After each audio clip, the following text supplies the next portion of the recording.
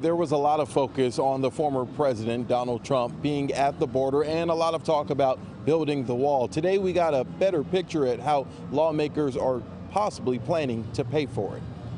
It is time to make sure we seal this border and close it down. Former President Donald Trump visited Weslaco, east of McAllen, touring with Governor Greg Abbott and other Republicans today. We had the border so closed, the best ever.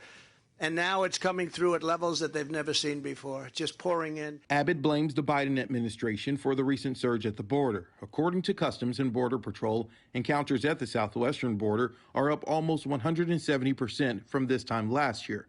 That includes single adults, unaccompanied children, and families. In the Rio Grande sector, where today's tour was held, they're up 300% on average. Earlier this month, Governor Abbott announced the state will use tax dollars to make a $250 million down payment on wall production. This week, House Speaker Dade Phelan issued a charge to nearly a dozen House committees.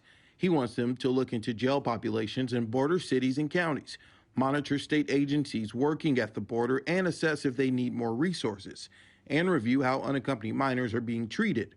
He also wants the House Appropriations Committee to decide whether it can use federal COVID relief money to fund border security projects.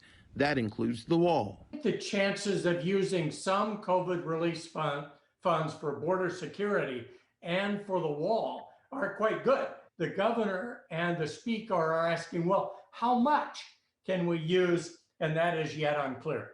On top of that, multiple Republican-led states are sending law enforcement resources to the border. South Dakota's governor is being scrutinized for using money from a private political donor to send 50 members of the National Guard to Texas. SMU political science professor Cal Gilson.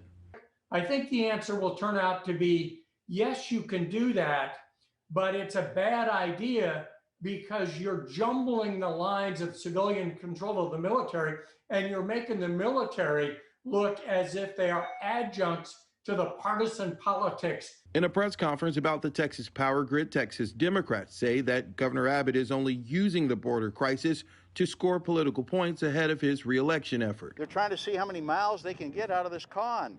And it's worse than just conning us. They aren't addressing the issue. There are people that live in South Texas and they want to live in safety. And we have to address that issue. We reached out to the governor's office to see how much money has been raised in donating to build the wall. And according to the governor's office, so far, nearly $700,000 has been donated.